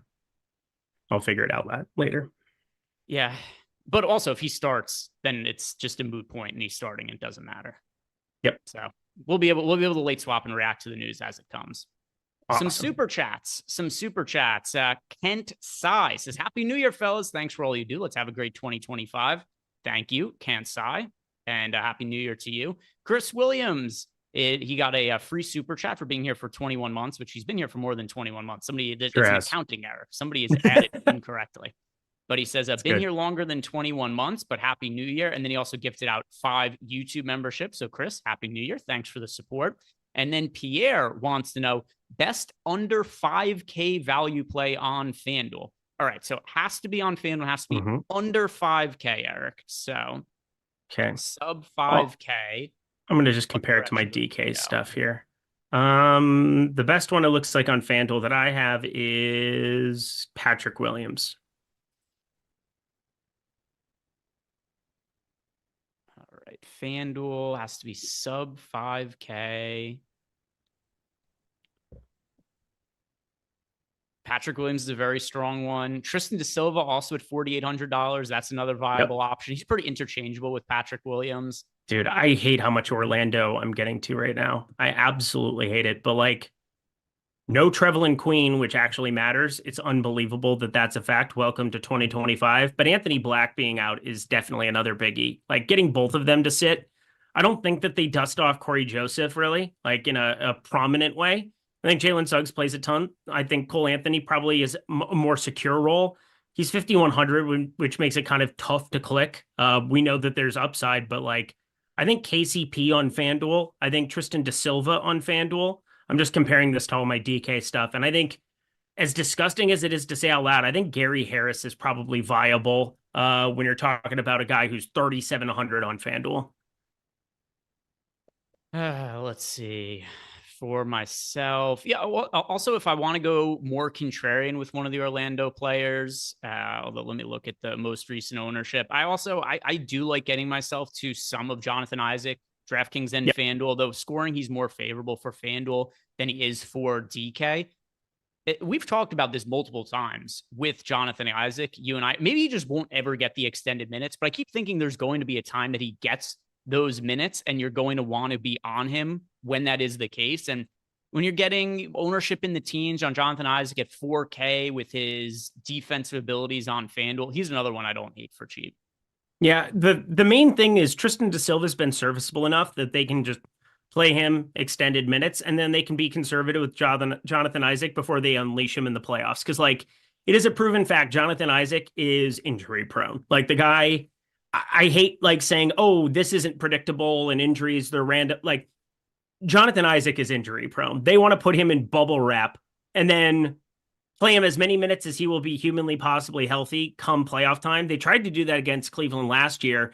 It worked with mild effectiveness, but especially with Mo Wagner now out for the season, I think Jonathan Isaac's just one of those guys that we'll see play teams minutes until the playoffs. Like, there's no point for them to unleash him for 30 minutes a night when you're just putting him in harm's way for it and then not having him available for the playoffs when, like, if you have a Jonathan Isaac playing 30, 32 minutes a night, you have a completely different team. Yeah, I don't know if he's capable of going from playing 18 minutes to 28 minutes without doing it all in the regular season. So I would think at some point they want to dust him off and give him extra minutes, especially now that Mo Wagner is going to be out, but just hasn't happened to this point. But there aren't that many cheap plays that are looking great for this particular slate. My line, I don't know about you, but I don't have a massive amount of exposure to any super expensive guy today. Like, I'm looking at the top end guys. Cat, this would change if Brunson's ruled out, but as of right now, I don't have much Cat. I don't have much Cade. I get to some of Şengün. I would get to more of him as well if Tari Eason is ruled out. I don't get too much of Vooch at his price point. So my lineups are really in the mid range. And Derek Lively, by the way, he's available. So that's something we aren't going to have to worry about.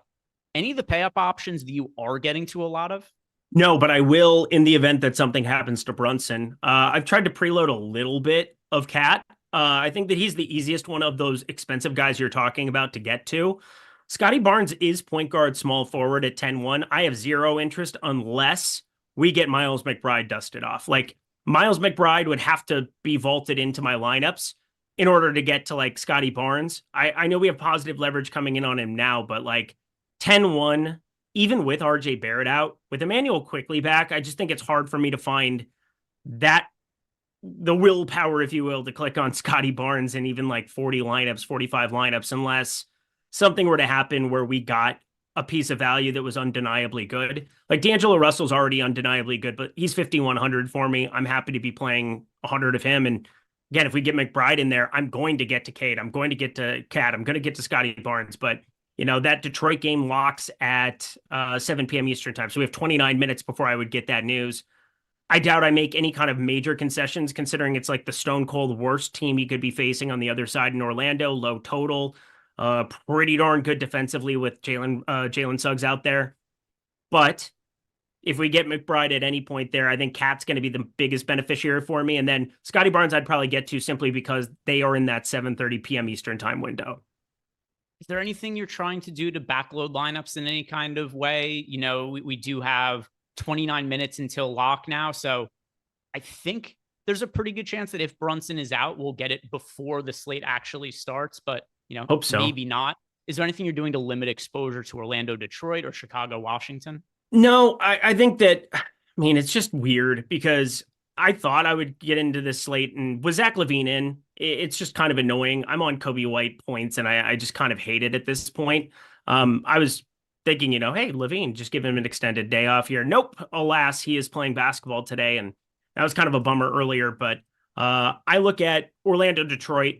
I have a little bit of Orlando simply because like there's some cheapies that I think make sense. I think there's some under represented guys on the Orlando side with two specific guards that have been playing a lot of minutes out of play here in Anthony Black and Trevelyan Queen. And then I don't think I'm going to have to really force my way onto anything on the Chicago side the way that I was anticipating. Lonzo Ball's pretty darn popular. I'm way underweight to him there. Patrick Williams is popular. I'm around the field on him there. I don't think there's going to be any kind of a major Alexander Starr stand when it's all said and done. Sims have me getting quite a bit right now. I'll temper it down, but as you said before, like I'm hoping we get this news before 7 p.m. Eastern time. That'll make my life a lot easier. It'll make a lot of people's lives easier. But the moral of the story is like Cade Cunningham would really be the only player that I wouldn't have in my lineups right now that I would want to get after the fact, just simply because of the raw projection. We have another question here from Discord. This one is from, so a few questions in Discord, and then we'll get back to answering some of the super chats over there for us. But Sniffs1234, how many, oh no, that was the one we answered for. This one from Sniffs1234. Are we on Juzang at all if he starts? Johnny Juzang for tonight. He started the other day. Yeah, maybe a little bit. The problem is with Utah, they can go to Micah Potter, Bryce Sensabaugh, Svi Mikhailuk. I'm assuming we get Johnny Juzang starting again. It was Svi Mikhailuk before, but it's kind of a different positionality with Keontae Georgian, with Colin Sexton in. So I think we get the same starting five. I have a little bit of Johnny Juzang interest, but let me see. Currently have 5% of him. So he's 3,200. You have what? I have 1%. Yeah. I think I'm probably even a little bit heavy from where I would want. So it is what it is. Like, he's fine, but just know there are enough guys behind him that they can dust off and play for decent minutes. His fantasy point per minute rate, just not exactly what you're looking for. It's a decent enough game environment if you get, even Brunson out. It doesn't really matter either way. I think we're going to see the Knicks play up in pace, and defensively, they have nothing at the rim with Karl Anthony Towns out there. But Johnny Juzang, we kind of know who he is going back to his UCLA days. He's just kind of a dude out there. He can do a little bit of stuff here and there. But, his fantasy point per minute rate at the NBA level, where has he been this season? I'm pulling it up here. Why do I have him blanked in my sheet? I don't know where he went. He just disappeared. I don't know either. I'm not all that interested is my point. Neither am I. I got him in 1% of lineups, and then especially better value opens up, then there's just going to be other directions I go. So as far as Juzang goes, if you had him in one lineup, it's not the end of the world. I wouldn't build around him. If you're only playing single entry today, and it's not like you have 20 lineups and Juzang's in one of them, if you're just playing one lineup, I wouldn't have Johnny Juzang in it. Yeah, he's what? 0.72 DraftKings points per minute on his career. Like, I know he's 3,200. I know he'd be starting, but like, what are we seeing for like a true minutes upside for Johnny Juzang here? I still don't think I can click on him knowing that like 24 is like the cap. Like I can't, like his ceiling of minutes is 24 minutes. Somebody's outlook is about to change very significantly. This is somebody who was showing up in some lineups for me, was pulling double-digit ownership. So Derek Lively is playing, but Eric, he's going to be limited to 15 to 18 minutes. Okay, first off, Jason Kidd's the biggest liar of them all. So if he plays 28 minutes, I apologize to everybody, but we're still going to look at, you saw how many minutes we're getting for like Maxi Kleber now too, right? Because Daniel Gafford is kind of a disaster. If you're going to get Derek Lively for 18, you're going to get not even all the backup center minutes there for Gafford. It probably just makes everything irrelevant in that front court for me. It's basically going to be Kyrie Irving and that's it. Yeah, so we had a question as well, which is going to lead into this. It is from Pat Clay Thompson. I want to know, are we getting to any of the secondary Mavs with their elevated price points? So depending who it is that we're considering those secondary players, the answer to me is no. So I was getting to Derek Lively before, but he is now out of the mix for me. And no. Yeah, the only player I'm going to be getting exposure to in any way that matters from Dallas is Kyrie tonight. Yep. I said Kyrie's it. That's what I said. Yep. Yeah, just Kyrie. Just Kyrie. We've got Rabashua wants to know, Kessler or Goga Batadze for a FanDuel GPP? Just a 1v1. If you have to pick one, Goga or Walker Kessler, Eric? It's going to be Kessler. Goga's overowned. Goga's overowned. Goga, Walker Kessler. So Goga's really popular. Main reason why is because he is power forward and center eligibility. You've got Goga is $7,000, Walker Kessler $7,100. If this is like a cash game sort of situation, Goga, and he's also somebody who I get more exposure to overall. But if you have an otherwise chalky lineup, I think Kessler's a pretty good direction to go to. But keep in mind, too, a big reason why Goga's as popular as he is because you play him at power forward. Kessler, you can only play at center. That's on FanDuel, right? Because you're talking FanDuel? Elsewhere, then Kessler. FanDuel? What was that? That's on FanDuel? Yeah. Okay, good. Yeah, I was going to say, I'm just looking at them both here. Duncan Robinson in, by the way. Okay. Yeah, I mean, Goga is popular on both sites. He's projected a little bit better than Kessler, but the 300 less, I'm right around the... yeah, I'm under on Goga right now on DK.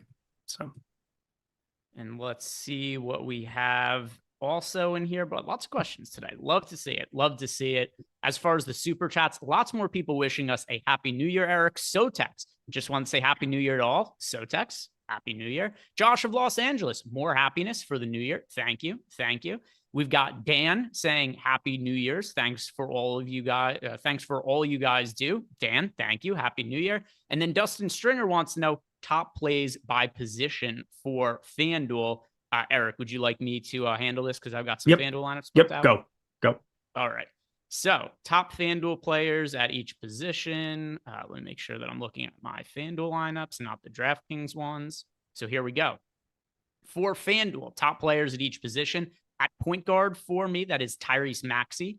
At shooting guard, that is Paul George. At small forward, that is Tristan da Silva. At power forward, that is Goga Bitadze. And then at power forward, Nick Claxton. Those are the players that I get the most of at each position over for FanDuel. So shout out to Dustin, and thank you very much for that super chat. Back to our Discord questions. The next one that we have here is from JEW, who wants to know, should we be manually boosting Cam Whitmore? He's not getting to a lot of him right now. So the viability of Cam Whitmore, and I know Eric has already said that he's somebody who wants to be getting exposure to now, but the amount of exposure I get to him, it's very dependent on whether Tari Eason plays or not. So you don't have to do it right now. You should have enough space in your lineups to be able to make late swaps after the fact. But it's really how much of Cam Whitmore you want to play. It's does Tari Eason play or not? And Tari Eason, like we talked about before, total mystery. We've had no updates on him. The team doesn't even tell us whether he's in or out until the game starts and he's dressed or not dressed. So I don't know what to make of Tari Eason. If he's out, I'm going to really like Cam Whitmore, though.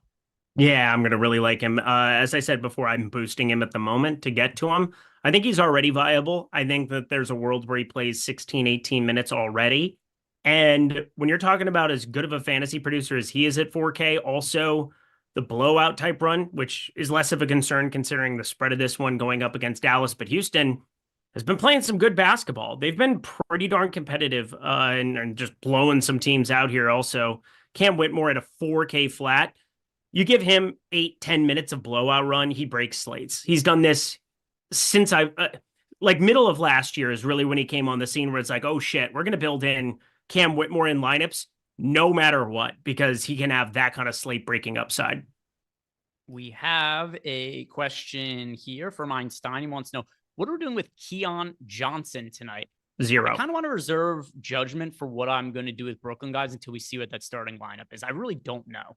Yeah, 5K, I'm projecting D'Lo to have more usage than Dennis Schroeder. I just basically used Dennis Schroeder's baseline, and I took a little bit down on the assist. I took a little bit up in terms of usage, and it basically has me not touching Keon Johnson, even if he's starting. Like, with Shake Milton gone, you could make the argument, oh, well, you can do some ball handling duty, and with, Williams still out, with, Tyrese Martin not exactly being known for his assist pedigree, averages like 1 a game as I was working through that. Like, there's not a lot of ball handlers out there, but don't forget they can always play Point Simmons. They can always do some like really awful stuff to really screw with you, where it just becomes very unappealing to be looking at just about anything here. I don't know what.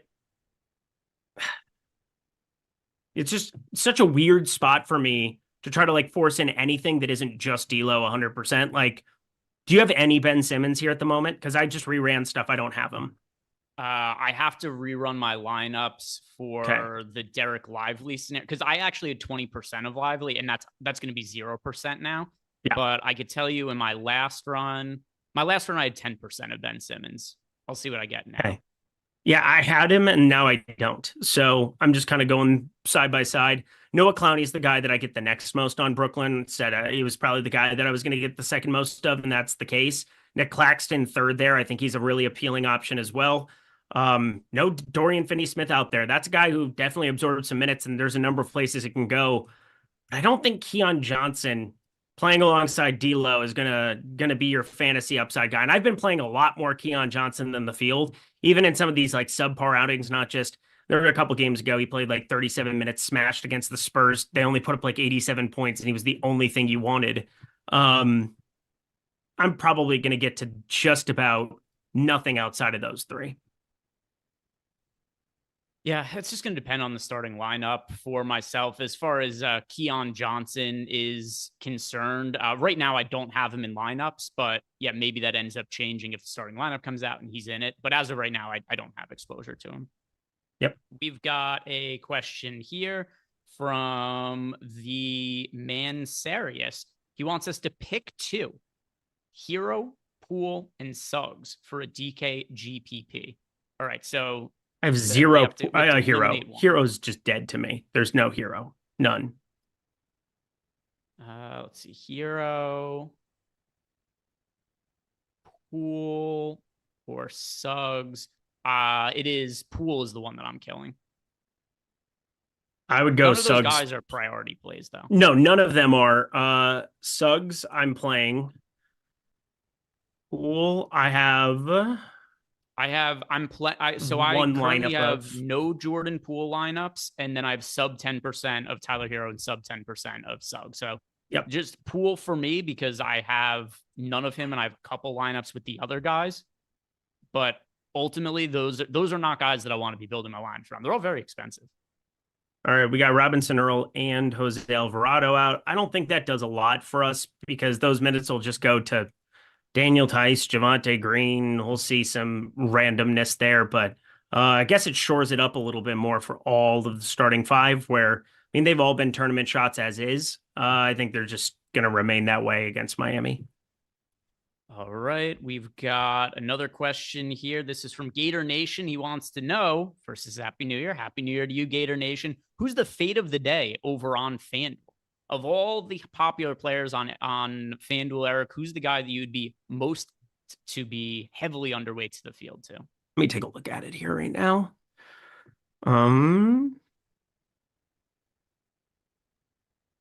I hear that Goga's really popular, and I do get a little bit underweight to the field, but I have so much of him, it's hard for me to call him a fade.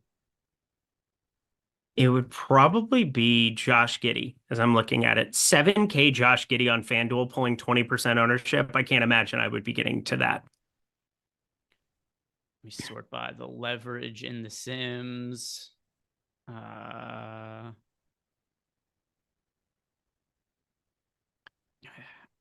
tell you, the one guy I'd be overweight to, but I have him in 40% of lineup. So the one guy I'd be way overweight to is Cameron Johnson, 6,800 on FanDuel. So take that for what you will. Like, I can't really do it at 7,600. I would play a lot of Cameron Johnson because one, I can get leverage just by playing quite a bit, even of like 20, 25% D'Lo. But like in the event that D'Lo does end up getting a floor of minutes or whatever, 6,800 for Cameron Johnson.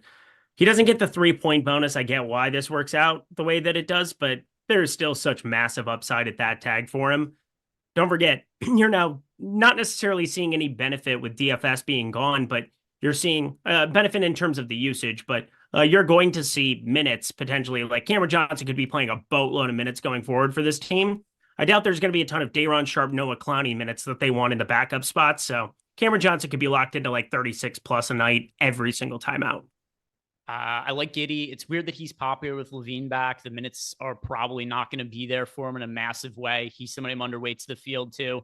So good. That's, I'll agree with you on that answer. I'll add another one to the mix as well, though. looking at the FanDuel lineups that I've built out. Kelly Oubre is right around 20% owned at $5,700.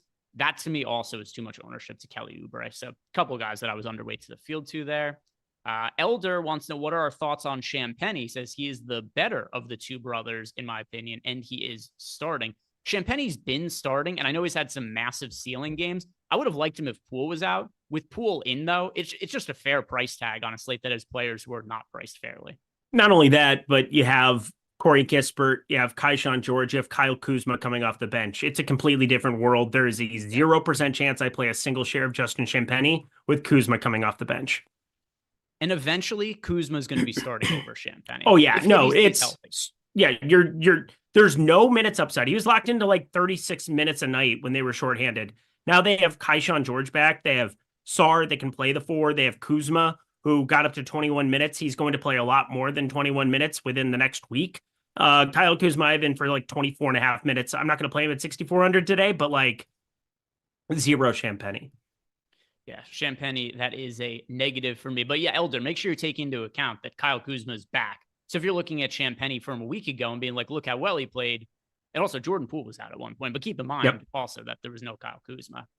Andre Rules wants to know what are our thoughts on okay. This must be Valanciunas. Valanciunas, it's at Valentin. So Jonas Valanciunas for a DK single entry. There's always some upside in Valanciunas just because he's such a good points per minute fantasy producer. I wouldn't play him in a single entry though. No, they're putting him on bubble wrap. They're going to trade him. There's just no way that he was going to be long for this basketball team. Jonas Valanciunas will not be a Washington Wizard in a month. He's not going to play over 21 minutes ever. Can he put up 40 fantasy points? Sure, but so a lot of guys can that are 6K, 7K, I suppose. But he's 5K. Yeah, I can't do it. Yeah, that is a no for me. How are you doing on your lineups, by the way? I'm okay. I'm just choking. Don't mind me. All right. Well, if Eric, by the way, this would be twice in one day that somebody on a show with me nearly dies. We had Jordan this morning who, oh my God, and Eric's tearing up too. This is dramatic. So we had a hungover Jordan Klein this morning, and now we've got Eric who drank too much beet juice or whatever that was. Yeah, I've got this terrible like beet cilantro thing because I'm just like cleansing myself out. I'm not going to drink in January. Doing a dry January, and boy, I'm off to a bad start. That's for sure. It's if going sober is going to kill you, it's probably not worthwhile. Yeah, we're gonna try it anyway. Your body's rebelling against you. My body's not a wonderland. I just updated my lineups. I'm looking to see what it is that changed from before. I'm getting to a good amount of Gafford now that we found out that there's only going to be 18 minutes on Derek Lively. I do think it brings Gafford into play. At the very least, I don't mind it as a placeholder. He's going to be in my lineups now. I'm not going to get as much as what I'm getting to in the Sims, but I'm happy with it being a placeholder just to get me some more exposure to the later games. Is Gafford somebody who shows up for you now that Lively is limited to 15 to 18 minutes? Little bit. I am not going to get to this ownership that we currently have. There's no chance I'm going to play this much of him, though. Like Maxi Kleber can play enough, and I don't think we get all the backup 5. Like Alperen Şengün helps it out. Steven Adams playing backup center would look really, really good to help out there too. But like, there's a world where Jabari Smith can slide over, and they do that for some of the backup 5 stuff. I doubt that I do 30% Daniel Gafford with the field here right now. This is absurd. He is, what is his 24% projected ownership? Oh, I just refreshed it. He's at like 30. All right. If there was a fresh owner, I'm going to have to rerun Sims one more time. If there was another ownership Yep. update, let's see. Yeah, you're right. There was an ownership update that just came through, and Gafford 25%. All right. He was at 24% the last run he did. So I'm not going to rerun everything from being the 25% instead of the man. 20%. Everybody wants Nuke of the Night. Everybody wants Nuke of the Night. Do it now or never do it. Don't play the animation, but let's just do it quick because there are a bunch of questions. Karl Anthony Towns. Okay, so Eric is going with Cat. I am going to go with. I'm going to go with Kyrie. Okay. There aren't that many high-end players that I really like today. And for Kyrie to still only be 13% owned with Luka out, He's somebody who I'm about double the field to right now. So Kyrie, I think there's a similar case to be made for Şengün as well. I'm about double the field on both Kyrie and Şengün now in my final run of lineups. I've got just under 30% of each of them, and both of them are just over 10% owned. I think both of them are underrepresented. Yep. On FanDuel, Maxey would be definitely my nuke of the night. I'm obsessed with Maxey from a betting perspective. If Oubre's out, oh my God, Maxey. Oh my God. Yeah. He was the one before when we were doing our FanDuel top players position by position. Point guard I had the most exposure to. Chuck Thurston says, sorry, late to the party. Happy New Year. Happy New Year, Chuck. Then he wants to know top plays at each position for DK. All right. So I've got what I think is going to be my final set of lineups pre-lock. And then, net starting lineup could definitely change a good amount of this. But starting at point guard, Eric, at point guard for me, that is going to be D'Angelo Russell. D'Angelo Russell. Shooting guard for me, Kyrie, since I went with D'Lo at point guard. Because I went with D'Lo at point guard, I will go to Kobe White now. Even though I don't want that much of him, I'm going to trim this. Boy, small forward's a dog shit position, is it not? Because yes, the only player I have more than 20% of is Tristan da Silva. I don't love getting to as much of Tristan da Silva as I have, but then I look at the other options. Like, all right, if I do a negative ROI boost to Tristan da Silva, who am I going to be getting more of? I just feel like I'm kind of stuck here. Yeah, I have 50% Cam Whitmore, so it's Cam Whitmore. Yeah, that is a terrible position. Power forward. But that's why you should be playing Cam Whitmore. Like, it's a terrible position, so why not go to the highest upside guy at his ownership? Because I think Cam Whitmore is potentially dead if Eason's in. Fair. Power forward. That is Patrick Williams for me. Patrick Williams. Noah Clowney. I'm a liar. Okay. And then at center for me, that is going to be Noah Clowney. It's going to be Noah Clowney / Alexander Sarr. Yeah, sorry. If it's just center eligibility and not somebody who I'm also getting exposure to a power forward, then Goga. Then Claxton. All right. And now we've got Pierre asking us if Jalen Johnson is out, who gets the bump? So lots of guys will be getting a bump over. Everyone. Sorry, what's that? Everyone. Yeah. The short answer is everyone. The answer that I think he is looking for as far as individual players that we would want to be getting to. DeAndre Hunter would be the big beneficiary. Trae Young is $9,300 on FanDuel. He's the biggest beneficiary. There you go. Trae Young. Dyson Daniels is $6,800, so less so. DeAndre Hunter, $6,100. He would look better, but he's kind of priced up at this point. Overall for me, it's going to be Trae Young at $9,300. Yeah, Trae Young looks better. I will Shea say well. There's a world. Yeah, Risa Shea. I think there's a world. They haven't done it. But there's a world where Okongwu and Capella share a floor. Like, there's an actual world where they might have to share a floor for the first time. Unless they want to dust off big body thotty, in which case, big David Roddy body thotty, whatever we want to call him. He'd be out there for a bunch of minutes. I think DeAndre Hunter probably walks into more minutes. Also, have you looked at his points prop every single day? It always floors me looking at it. What is it? It's like 19.5 every day.